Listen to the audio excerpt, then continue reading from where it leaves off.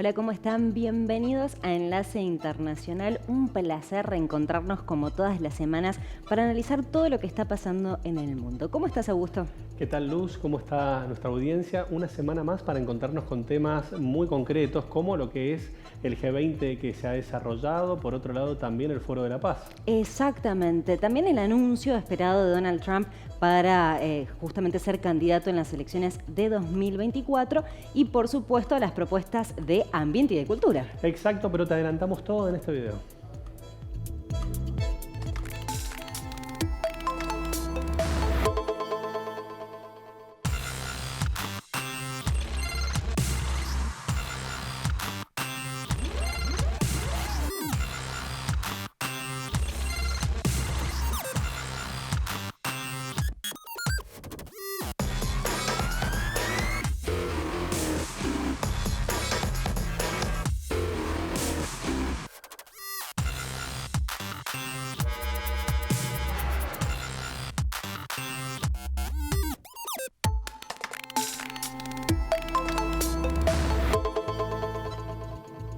Y ahora nos vamos a París para analizar todo lo que ha dejado el Foro de la Paz que tuvo lugar la semana pasada, allí justamente que convocó a los presidentes de Argentina, Alberto Fernández, de Colombia, Gustavo Petro, y de Francia, Emmanuel Macron, y ha dejado distintos matices para analizar.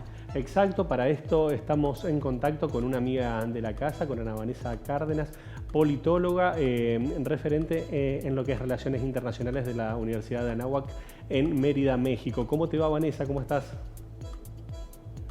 ¿Qué tal? Muy buenos días. Muchas gracias por el contacto. Bueno, y hacíamos referencia justamente en la introducción a que se ha desarrollado este Foro de la Paz, donde se han visto por ahí situaciones que no estábamos acostumbrados.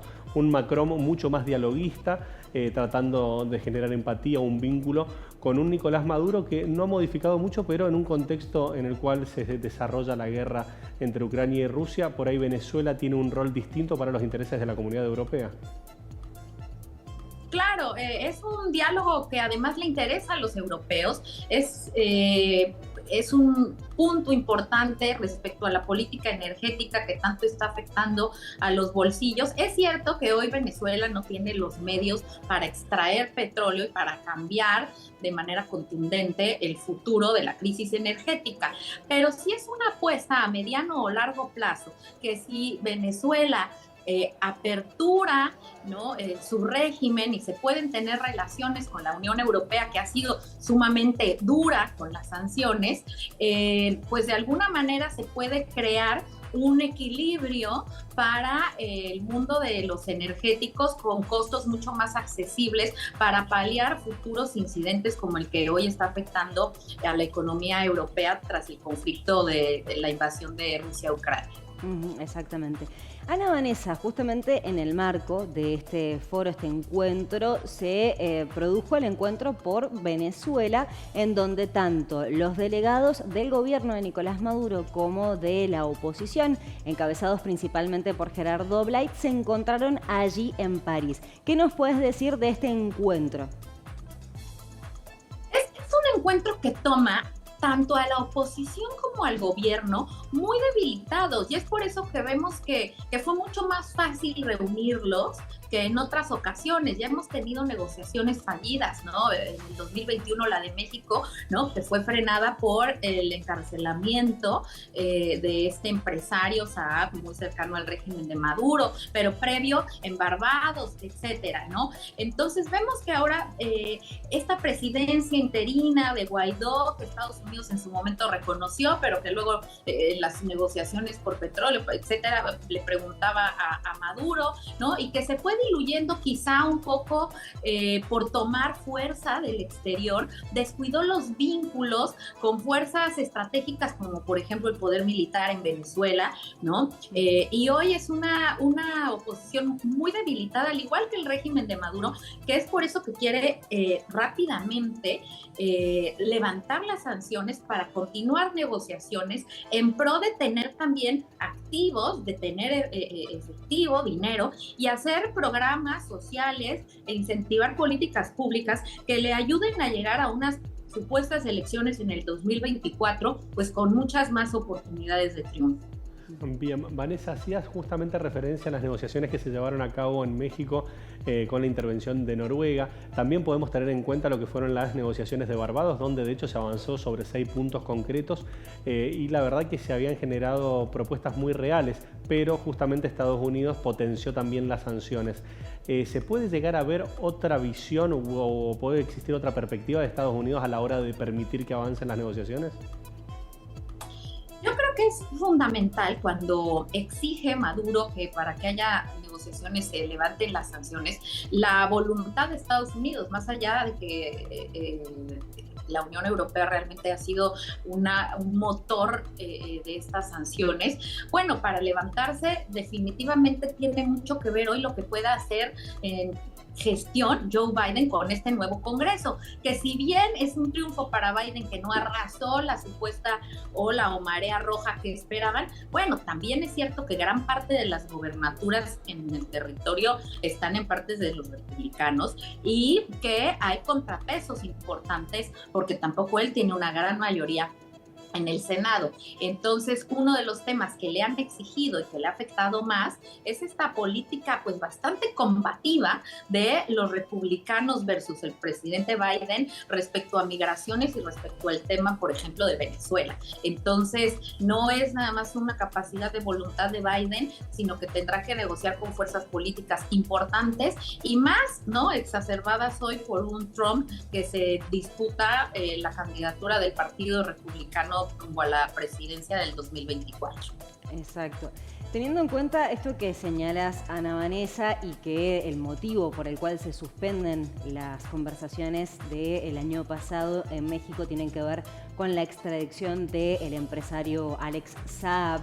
Bueno, ¿qué puede llegar a pasar en torno a esto? ¿Crees que puede llegar a perjudicarse conociendo lo de las últimas novedades en donde la Fiscalía habría encontrado pruebas en donde Alex Saab no sería un diplomático como argumenta el gobierno de Nicolás Maduro? Yo creo que va a ser uno de los grandes temas a negociar. Realmente en el Foro de la Paz, pues hubo muy buenos acercamientos, ¿no?, en términos de forma, pero en el fondo no se ve para dónde va. Yo creo que todavía ni siquiera tenemos las fechas, ¿no?, para decir vamos a avanzar pronto, porque, bueno, quedaron de encontrarse en México, pero no tenemos fechas, y pues van a llegar a esta negociación con su lista de peticiones, y una de estas pues será la del caso Saab, seguramente, la ayuda humanitaria, ¿no?, por parte del gobierno de Maduro, evidentemente, y bueno, pues la garantía de levantar las sanciones para que haya un poquito más de dinero, y por su parte, bueno, la oposición ha sido muy clara, ¿no? Quiere una reforma electoral, quiere garantías y quiere transparencia. Bien, Vanessa, ¿qué opinión te genera el rol que ha tenido Gustavo Petro en estos diálogos?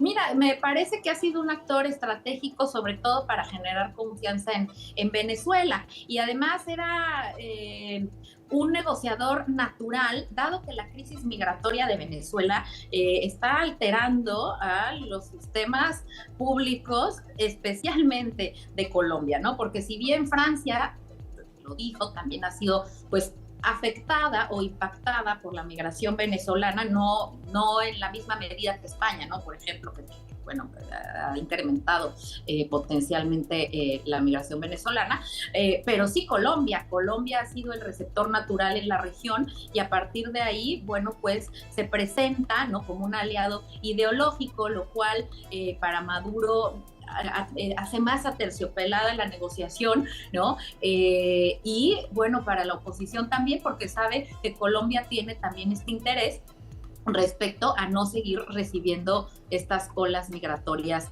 tan importantes en su territorio.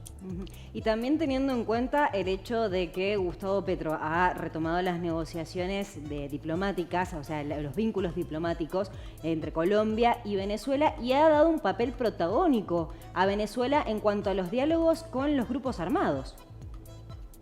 Así es, ha demostrado una gran capacidad de negociación, sobre todo por el pasado que tiene, ¿no? Entonces es un gestor mediático en términos de paz que goza de la empatía tanto de un gobierno de izquierda como lo puede ser el de Nicolás Maduro, más allá del tipo de izquierda a la que pertenezca, ¿no? De corte dictatorial, como también de estos grupos armados, ¿no? O sea, no es un personaje que le sea hostil a ninguno de los dos, pero sí también que tiene intereses pragmáticamente que pueden ser paralelos a los de la oposición, como es justamente el frenar la migración venezolana a través de unas elecciones y de mayores garantías versus unas elecciones que permitan avanzar democráticamente y que permitan aperturarse al respeto a los derechos sociales, que hoy es lo que más demanda la población venezolana. Vanessa, ¿puede favorecer esta ola que se ha dado a nivel latinoamericano que ubica a los distintos países en una perspectiva de centro-izquierda con diferentes matices? En Perú podemos ver a un Castillo con una perspectiva más sindical, en Chile la lógica de Gabriel Boric, que viene de una formación estudiantil, pero toda esta tendencia de centro-izquierda en la región, ¿puede favorecer a estos diálogos? Sí, totalmente. Me parece que la confianza con la que llega Maduro, ¿no? a los foros internacionales es muy diferente a cuando se tenía que enfrentar a la OEA, ¿no?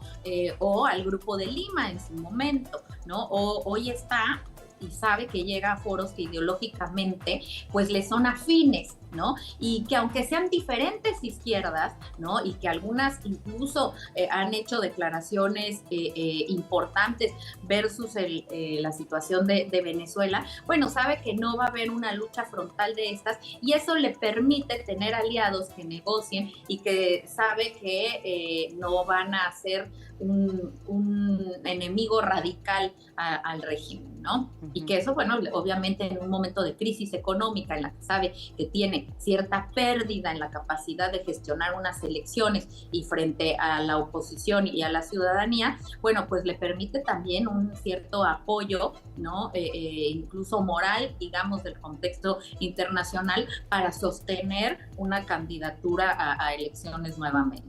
Bien.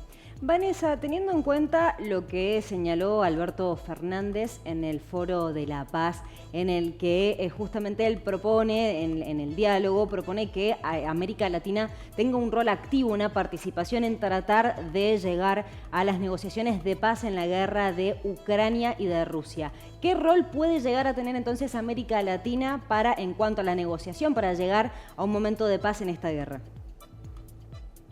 Bueno, me parecen muy buenas intenciones, desde luego. México en su momento, de hecho, recordemos que tuvo una propuesta de paz en la que justamente decía que se requería de la mediación del Papa, ¿no? Del gobierno de la India, y que hubiera un periodo como de stand-by o de distensión de algunos años y inmediatamente, bueno, el gobierno de Ucrania contestó que era una propuesta prorrusa y que le agradecían la propuesta al gobierno de México, pero por favor la borrara, ¿no?, del panorama.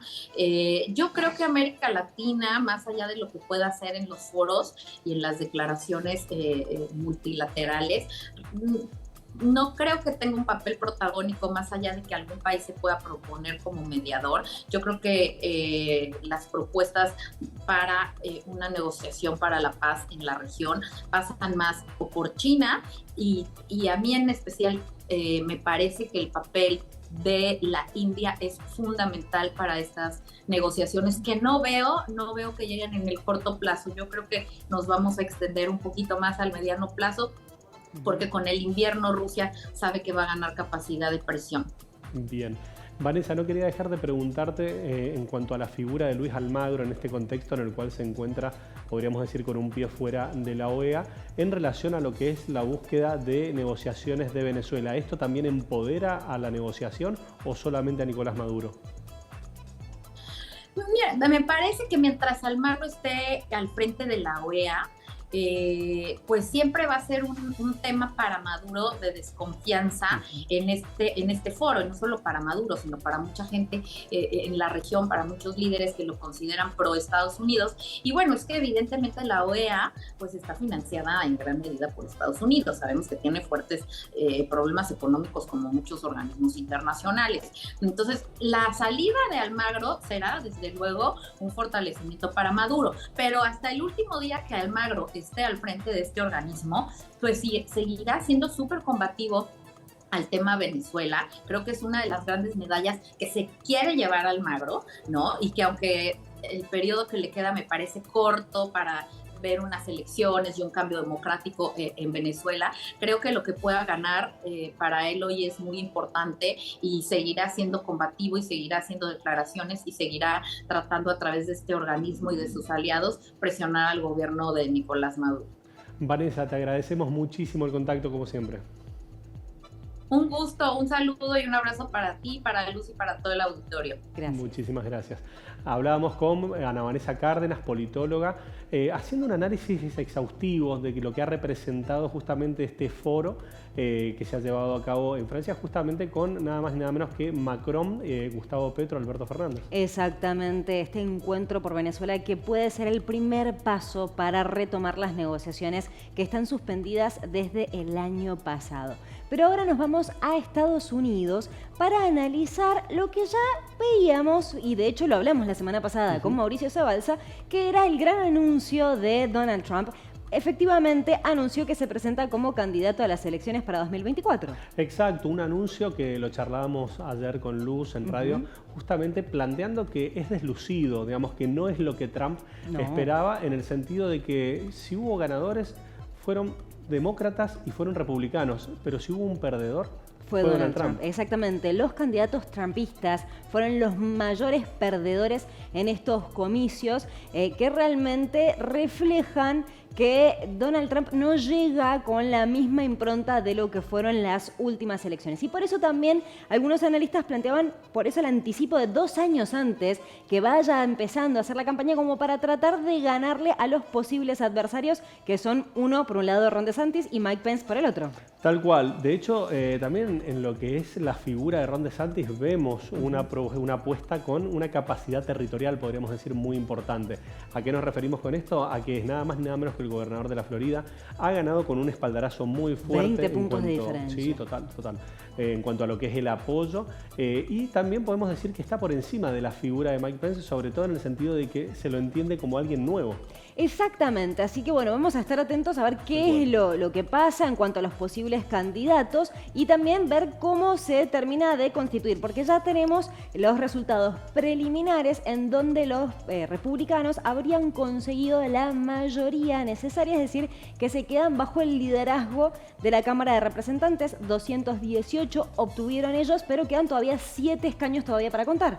Exacto, vamos a ver también qué pasa con eso, justamente para ver cómo se configura lo que queda de gestión para Joe Biden. Para Joe Biden. Un Joe Biden que tuvo una pequeña victoria en lo que es la Cámara de Senadores, porque con ya la resolución en el estado de Nevada, justamente Cortés lo que hizo fue lograr este escaño, fue reelecta en el estado de Nevada y obtienen entonces así 50 escaños para los demócratas, 49 para los republicanos. Por lo tanto, independientemente de lo que pase en Georgia, tienen la mayoría. Exacto, ya eso es algo consumado y va a ser algo fundamental, una herramienta clave para poder gestionar para Joe Biden y también para proyectar quién va a ser el candidato por el sector demócrata.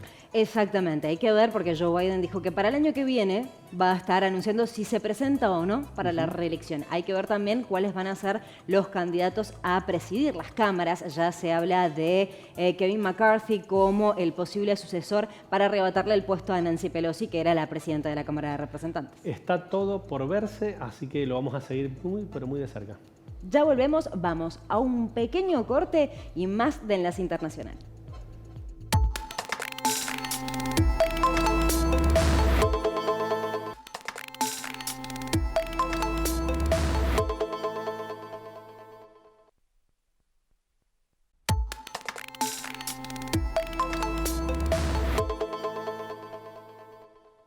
Continuamos con Enlace Internacional y ahora nos vamos a Bali, Indonesia, justamente para analizar el G20. Exactamente, y no vamos a hacer el análisis solo, sino que tenemos un entrevistado de lujo que está aquí en el piso y estamos hablando de Mario Guerrero, politólogo, coordinador académico del CERIDI. ¿Cómo estás, Mario? Hola, Luz, Augusto, ¿cómo estás? Muchísimas gracias por reincidir, por invitarme. Ya sabes que somos reincidentes. Bueno, Mario, tenemos mucho para hablar. Realmente lo que ha dejado la cumbre del G20 ha sido, digamos, bastante como para analizar. Pero si te parece, antes de meternos en el G20 puntualmente, analicemos el primer encuentro que se dio en el marco del G20, que fue la reunión bilateral entre Joe Biden y Xi Jinping. ¿Qué te pareció este encuentro? A ver, la relevancia viene por el lado de que es el primer encuentro presencial físico que tienen ellos dos. Entonces, de ahí la importancia, ¿no? Más si uno tiene en cuenta no solamente las idas y vueltas que han habido entre Estados Unidos y China en torno al tema de Ucrania, en torno al tema de Taiwán, sino toda la guerra comercial previa que heredó Biden por parte que se inició durante la gestión de Donald Trump, ¿no? Entonces, el encuentro es importante en esos sentidos. Pero también hay que entenderlo en los límites que ese encuentro representa, porque fue una conversación, si bien duró más de lo que se tenía previsto, lo cierto es que fue un acercamiento. Ahora hay que ver cuáles son las reuniones que se empiezan a dar entre ministros, secretarios y demás, a los fines de delinear posicionamientos más concretos en todos estos puntos que he mencionado, ¿no? Mario, en este contexto donde sigue de una forma constante la guerra entre Ucrania y Rusia y donde Taiwán ha sido también un punto de inflexión, ¿vos crees que puede llegar a ceder las tensiones o crees que más allá de esta reunión van a seguir intensificándose? La verdad que no sé, porque hay una cuestión. Los principales actores involucrados no son Estados Unidos y China, son los actores detrás, o por lo menos el hecho de que se profundice una crisis en un sentido o en el otro depende del nivel de involucramiento que deciden tener Estados Unidos y China en esta materia. Pero lo cierto sí, creo que cada vez es más necesario que Estados Unidos y China comiencen a coordinar y a tomar decisiones de manera conjunta, porque todo lo que tiene que ver en materia de cambio climático, la cuestión financiera, principalmente en esas dos ramas, va a depender de las decisiones que tomen entre estos dos países.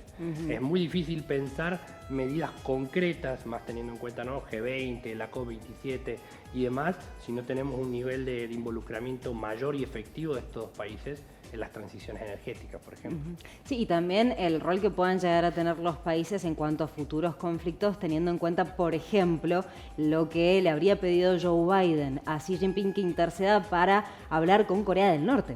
Exactamente, por la cuestión nuclear, que ese es otro de los grandes desafíos que queda, pero lo cierto es que hay mucha estrategia de disuasión por parte de la cuestión nuclear.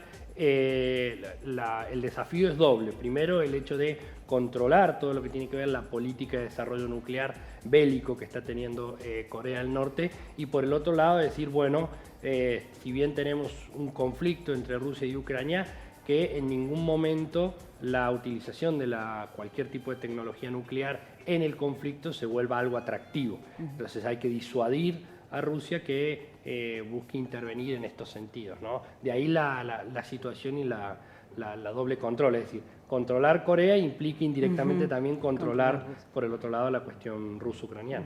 Mario, ¿no sería la situación nuclear uno de los principales temas del año que viene, entendiendo el desorden que se da? O sea, vemos por un lado Israel con una potencial formación de gobierno bien tirada a la derecha, con Irán en poco diálogo con los demás actores, un contexto de guerra donde es conocido el poderío nuclear de Rusia. ¿Cómo se hace para reordenar y para tratar de hablar de un acuerdo nuclear? A ver, existe mucha normativa internacional que regula todo esto, ¿no? La paradoja es que, si bien es cierto que Estados Unidos y China son los principales actores, digamos, que tienen como capacidad como para exigir este tipo de cuestiones, si nosotros tenemos en cuenta el hecho de que, por ejemplo, India tiene todo un desarrollo nuclear bélico muy fuerte, no solamente en la utilización de otros recursos, medicina, energía, etcétera, sino que también tiene tiene bomba nuclear. Lo cierto es que India, por ejemplo, no ha suscrito ninguno de los tratados en materia de utilización de tecnología nuclear, y esto ha sido a costa de que Estados Unidos ha hecho transferencia de tecnología que facilitó el proceso de desarrollo y fortalecimiento de toda esta tecnología, ¿no? Entonces, al mismo tiempo tenemos el hecho de que Biden le pide a China que desaliente el desarrollo de tecnología nuclear a Corea del Norte. Entonces, es una disyuntiva en la que siempre se está, porque lo cierto es que la tecnología nuclear es un arma de disuasión, porque todavía, gracias a Dios, están presentes los desastres y las heridas que dejaron las bombas de Nagasaki y de Hiroshima, ¿no? Exacto. Entonces, bueno, eso es como que estamos siempre jugando en ese juego. No es la Guerra Fría, no, pero es una tensión que siempre está latente. Tal cual, la amenaza ahí latente. Te cambio, en realidad continúo en el tema de lo que es G20 en sí mismo, este encuentro que llamó mucho la atención, a ver qué es lo que pasaba. Finalmente hubo un comunicado en donde las partes firmaron con algunas que otras diferencias, pero firmaron. ¿Qué evalúas, o sea, qué lectura haces vos de que efectivamente haya habido un documento firmado por todas las partes? A ver, los documentos son declarativos. Yo creo que la principal debilidad que tiene este documento es que, más que un espacio de deliberación colectiva de las 20 grandes economías del mundo, en realidad se constituyó un espacio de micro reuniones bilaterales. No es un detalle menor, porque el gran actor, yo creo que si miramos toda la foto que hay del G20, es Xi Jinping saludando a diferentes actores, ¿no? Entonces eso da cuenta de que hay una relevancia en ese sentido.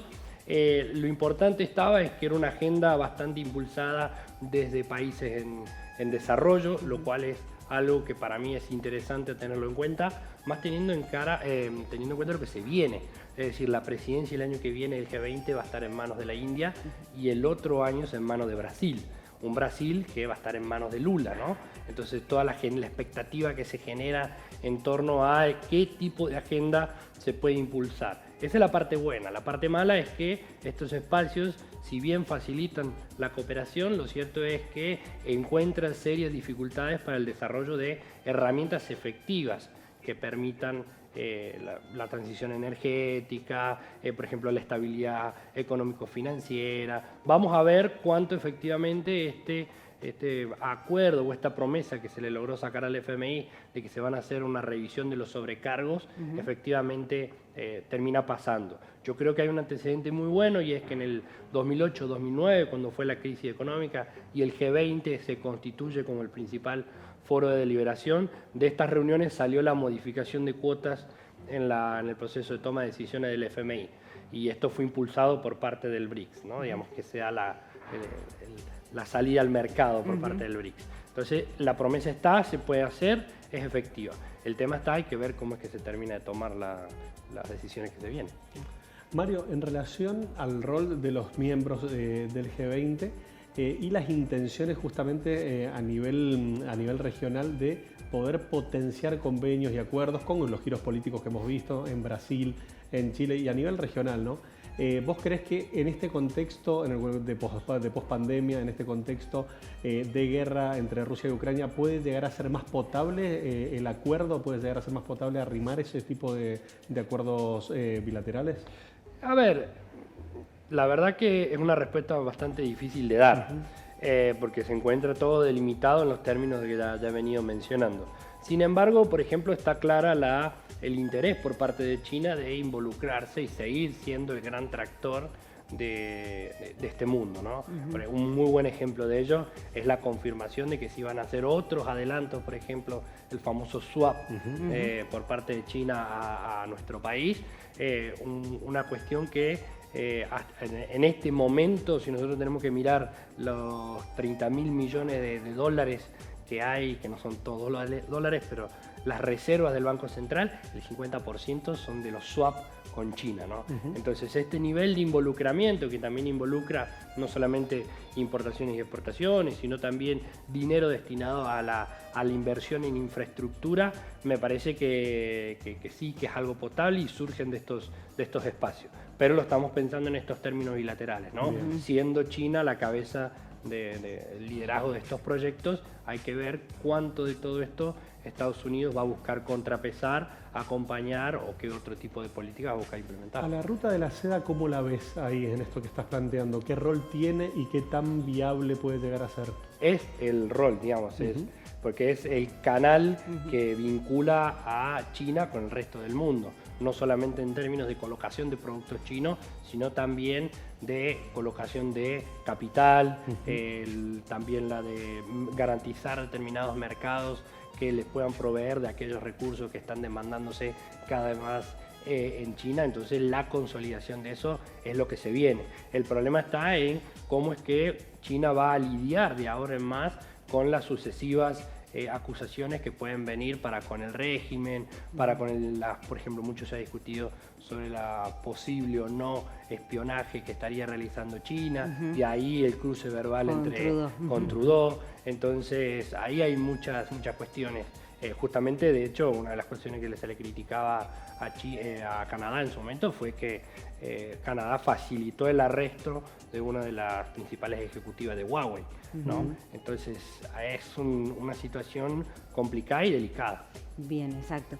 Después, otro de los temas fundamentales de lo que fue el G20 fue la guerra entre Ucrania y Rusia. Se logró un acuerdo de prorrogar el acuerdo de exportación de granos. Pero yo creo que el tema más importante es que justo se da en el marco del G20 la caída del misil en Polonia. ¿Qué análisis haces vos de esta situación? Yo creo que todo el mundo tembló por un momento y después respiramos todos. Porque en realidad lo primero que se dio, o por lo menos el principal noticia que se hacía circular, era que había sido un misil ruso, ¿no? Yo creo que en ese sentido el hecho de que se haya confirmado de que era ucraniano, o por lo menos se esté discutiendo que sea ucraniano, da un poco de paz. Pero son roces que poco a poco van reduciendo la película que existe en este momento, que evita que haya un nivel de involucramiento cada vez mayor por parte de la OTAN en este tipo de conflicto, ¿no? Porque esto no lo tenemos que ver de manera aislada, lo tenemos que ver de manera relacionada con lo que pasaron con las famosas pipe, ¿no? Esos canales que alimentan o alimentaban a Europa de gasoil, gasoproductos derivados desde Rusia, ¿no? El mismo día que se corta, se inauguraba el que provenía desde Noruega, ¿no? Entonces son una serie de cuestiones que están rozando, y yo creo que para bien el antecedente de Sarajevo sigue estando ahí como el límite de la OTAN diciendo no queremos repetir eso, pero la verdad es que si se siguen dando estos niveles de entrecruzamiento, de ataques, ya sean por accidentes, puede llegar a ser una escalada bastante abrupta del conflicto. Mario, ¿hasta qué punto estas denuncias entrecruzadas que planteabas no son una contraposición de Oriente-Occidente? Y por otro lado, ¿hasta qué punto se puede entender como una nueva versión de la Guerra Fría? No, para mí hay una gran diferencia que es grande y es sutil. Bien. Yo no veo que haya una confrontación de grandes proyectos políticos totalizadores. La Guerra Fría era eso, digamos, estaba Occidente con el proyecto capital del capitalismo y democracia, y por el otro lado era el bloque del Este con el principio comunista, el socialismo, una manera de pensar la política. Eran dos grandes proyectos de pensar el mundo totalmente diferentes. Yo en este momento no veo que haya ese nivel de confrontación. Lo que sí yo veo es que disputas que históricamente estuvieron presentes, contradicciones en materia de política exterior que también son históricas para cada uno de los países, sumado con esta cuestión de cada vez se está instalando más, que son estas especies de autocracia, regímenes donde hay autoritarismos competitivos, frente a aquellos países que siguen levantándose o por lo menos buscan consolidarse como los referentes de las cuestiones democráticas, terminan erosionando o generando astillas en el escenario internacional que hacen que se faciliten este tipo de cuestiones. Pero yo creo que, por ejemplo, los intereses rusos para con Ucrania se explican más por dinámicas históricas de interés y de proyección que ha tenido Rusia a el hecho de que estamos enfrentando un proyecto de el régimen ruso, los ideales rusos de política frente a los ideales occidentales de democracia y demás. Bien. Te hago la última consulta, pero bueno, teniendo en cuenta este contexto, esta situación de este ataque, que la OTAN reaccionó diciendo que efectivamente no se trataba de un misil ruso, pero vimos también en el marco del G20 una China que, si bien no nombró a Putin, condenó el hecho de la guerra, habló de la soberanía territorial de Ucrania. ¿Vemos que Putin se está quedando aislado políticamente? A ver, yo creo que hay que entenderlo de una condena que no es condena, digamos, porque China no le termina de soltar la mano y no lo va a hacer. Porque Rusia en este sentido es un socio muy importante, principalmente un socio político. Si uno se tiene en cuenta cómo han sido las votaciones en el Consejo de Seguridad, uno puede ver que Rusia y China han ido a la par. Entonces, para mí eso es algo interesante e importante a tenerlo en cuenta. Pero yo creo que también es cierto que si uno tiene en cuenta cómo va escalando, cómo se ha ido dilatando a lo largo del tiempo el conflicto, obviamente que los países cada vez van a tener que ir tomando una decisión bastante más concreta. Y yo creo que por ahí China puede llegar a ser que el posicionamiento se explica por el hecho de que China trata de ver de qué manera, si bien sabe que ellos tienen la escala y la capacidad para evitar que así no sea, pero también es cierto de que un mayor posicionamiento más rígido, más ideologizado en lo que es de los países para con el conflicto puede llegar a incidir sobre los niveles comerciales de China. Claro. Principalmente porque todavía siguen existiendo países, por ejemplo Paraguay, que no reconocen a China como la única China, ¿no? Entonces Paraguay tiene que triangular con otros países para poder comerciar con China, ¿no?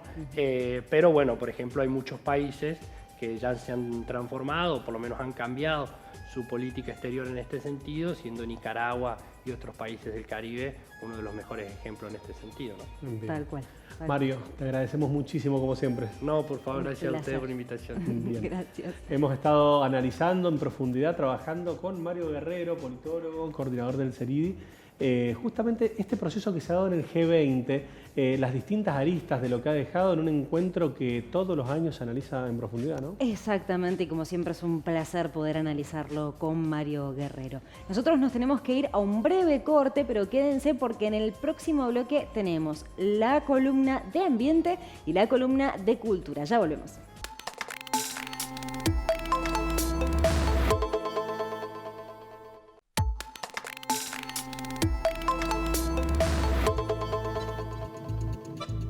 Último bloque de Enlace Internacional y ya venimos con la propuesta de ambiente, por lo cual tenemos aquí en el piso a un invitado de lujo, un amigo. Estamos hablando de Manuel Verdaguer, licenciado en Gestión Ambiental. ¿Cómo estás, Manuel? Un placer tenerte aquí. Hola Luz, ¿qué tal? Buenas noches, ¿cómo estás? Muy bien, ¿y vos? Bien, todo bien, por suerte. Muchas gracias por venir nuevamente aquí al piso. Contanos, conclusiones de la COP27, ¿no? Bien, la COP27 se está todavía desarrollando, falta el texto final, Sí. pero ha tenido cada día una participación distinta en una agenda que han marcado, ¿sí? De lo cual primero se habló de financiamiento, se habló de todo lo que es agua, género, descarbonización, pero lo principal es que todos los países que llegaban a la COP27 debían presentar un proyecto de descarbonización, de mitigar la generación de gases de efecto invernadero y presentarlo en esta COP. De lo cual solamente 25 países aproximadamente de 200 fueron los que presentaron en el primer día de las conferencias, lo cual hace pensar que esta COP ya no tendría el tenor fuerte que se especulaba y estaría decayendo antes de que esté finalizando.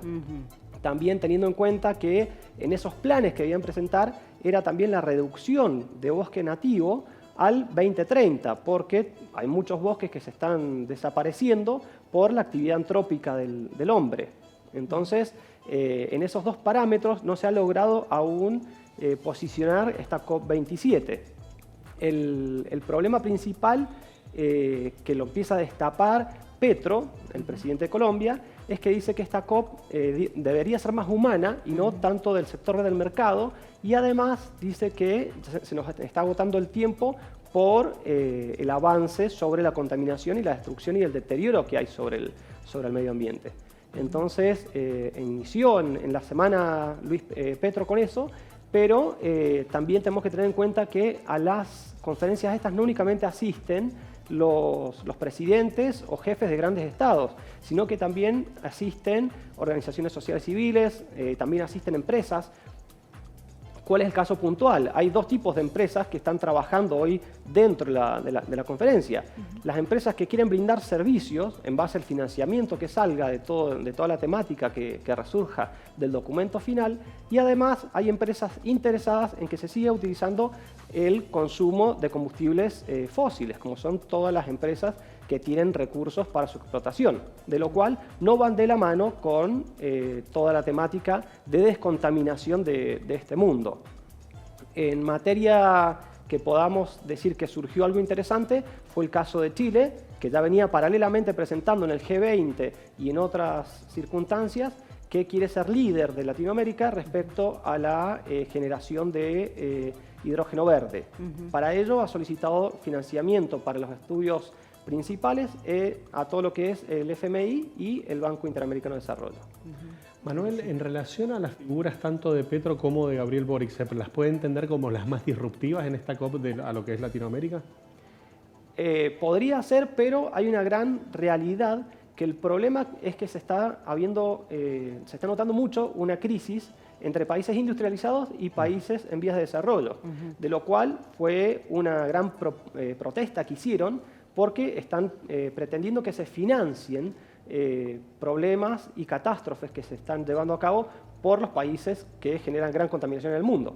¿Sí? Todo el hemisferio sur es el damnificado ambientalmente con catástrofes por toda la contaminación a nivel global. Pero también surge paralelamente que la ONU limitó las manifestaciones. Bien. Históricamente siempre hay un lugar en el cual destinan para manifestar y en este caso se redujo. A quien levantara carteles le sacaban la credencial, no podía volver a ingresar. Claro. ¿Sí? Entonces hubo muchas presiones desde ese punto. Sí se manifestaron fuertemente los científicos porque son las personas que nos hacen saber la realidad de lo que está sucediendo, pero los políticos lo que hacen es anular esos estudios. ¿Sí? Y la realidad, bueno, que Petro no dijo más de lo que la gente está interiorizándose e interpretando lo que sucede. El medio ambiente ya no tiene tiempo, ¿sí? Y es hora de la humanidad y basta de mercados. Exacto, sí, estamos hablando de que si continuamos de la misma manera en la que venimos con las emisiones de gases de efecto invernadero, para fines de siglo no se va a lograr lo del 1,5 o casi 2 de grados, sino que se va a casi 4, decían. Tal cual, va a seguir aumentando debido a que tenemos en el hemisferio norte los grandes contaminantes, ¿sí? Y los sumideros, que son los lugares donde se absorbe ese contaminante, se están reduciendo, como es el caso de Amazonas por la tala, ¿sí? Y se está tratando de proteger bosques nativos porque en pequeñas proporciones se va destruyendo. Bien, ¿ves viable que se pueda avanzar con la propuesta de reducir deuda en relación al compromiso ambiental de los distintos países? Puede ser viable porque cuando ya hablamos de temas económicos les interesa a ciertos países, pero hay que tener en cuenta que a esta COP27 no vino Rusia ni China, que son grandes contaminadores generando en la mayoría de los casos gases de efecto invernadero que afectan directamente a nuestra atmósfera. Bien, exactamente. Bien. Bueno, Manuel, muchísimas gracias. Muchas gracias. Bien, gracias un gusto enorme. Gracias. Estaba con nosotros aquí en el piso Manuel Verdaguer, licenciado en Gestión Ambiental, quien muy claramente nos daba las conclusiones de la COP27 que se ha dado en Sharm el Sheikh, esta ciudad de Egipto, que todavía no termina. Y más allá de las propias conclusiones que planteaba Manuel, justamente esta forma de leer entre líneas lo que puede llegar a venir, ¿no? Dejándonos la sensación de una COP un poco deslucida, pero como en un punto de quiebre, ¿no? Hay que ver qué viene para la próxima COP. ¿Qué se viene? ¿Y qué viene ahora también? Ahora tenemos una propuesta cultural interesantísima, para lo cual hemos convocado, como acostumbramos, a nuestro amigo Adrián Biasion. Por favor. ¿Cómo les va? Guionista, productor audiovisual, nuestro gran experto, quien nos recomienda películas. Bueno, muchas gracias. Bueno, a partir de uno de los temas que hablaron hoy, que es el tema del Foro de la Paz, ¿no? Preguntémonos en principio cómo hace el cine o de qué manera logra contar historias que puedan ser que estén en relación a la paz, ¿sí? Y vamos a lo mismo, a que hay diferentes maneras de contar, diferentes maneras de construir un relato. Muchas veces ese relato es explícito, es de denuncia, como podría llegar a ser un documental, por ejemplo, y otras veces es algo más parabólico, utilizamos otros elementos y llegamos al espectador de otra manera. Por eso vamos a ver 3 películas, o sea, vamos a profundizar un poquito y proponer, y vamos a empezar con Hiroshima Mon Amour, que es una película icónica, es una obra maestra del cine mundial. Es una de las películas más importantes de un movimiento que se dio en Francia, que es la Nouvelle Vague, ¿sí? En la década del 50. Esta película es de 1959. Y empieza así con ese abrazo que estamos viendo ahí, ¿sí? Con ese abrazo de 2 personas abrazadas, cubiertas de arena, y una voz en off que dice una frase muy potente, ¿sí? Que dice: no has visto nada en Hiroshima. Nada. Lo he visto todo, todo. Y ya con esos 10 primeros segundos de la película vemos que la película nos va a llegar desde otro lugar, ¿sí? Va a llegar a través de la poesía, va a llegar a través de la emoción, ¿sí? Claro. Y construye una historia en donde hablamos de la paz, hablamos del terror, de lo que sucedió en Hiroshima, pero hablamos a través de una historia muy particular, muy individual, que es la historia de esta mujer, que es una actriz francesa que va a filmar una película de Hiroshima. En la última noche que está en Hiroshima conoce a un hombre japonés y empieza una historia de amor, en donde esa historia de amor se convierte en un relato idílico y un relato retrospectivo de esa historia. Llegamos a el drama humano, el drama humano de estar vivo y el drama humano de la guerra sin sentido frente a estar vivo. Claro, Sí, la denuncia de lo que pasó. esta propia Nouvelle Vague de 400 golpes de Truffaut, digamos, ese momento del cine tan valioso, tan preciado, ¿no? Sí, ese momento en donde ellos tuvieron una reacción frente a las convenciones de cómo se contaba una historia, ¿no? A las convenciones de relato y a las convenciones técnicas también. Por eso, bueno, me parece una historia súper potente, que bueno, se las recomendamos, lo pueden ver en la web en general. Lo van a encontrar Está en varias plataformas. Sí, lo van a encontrar en YouTube. Exacto, es buenísima la propuesta y teniendo en cuenta, digamos, lo que también mencionaba Mario, ¿no? De Hiroshima y de que marca un precedente, así que excelente. Pero también tenés otra propuesta, contanos. Con esto de contar de distintas maneras, Sí. hay una película que se llama En tierra de nadie, una película del 2002, que está ambientada en el 93, en el momento de la guerra de los Balcanes, ¿sí? Entre Serbia y Bosnia, ¿sí? De hecho, bueno, su director es bosnio, que es Danis Tanovic, ¿sí? Su director. Estamos hablando de En tierra de nadie, ¿sí? Ahí ya estamos viendo imágenes. La premisa sobre la que se basa la película es muy genial y potente a la vez, porque es 2 soldados de bandos opuestos, enemigos, se quedan atrapados en una trinchera, a ambos lados están las tropas, digamos, y se quedan atrapados con un tercer personaje que está sobre una mina y no puede moverse. A partir de ahí, de esta situación urgente y de la cual ellos no pueden escapar, se construye toda la historia. Esa reunión obligatoria que tienen ellos hace que empiecen a tener que relacionarse.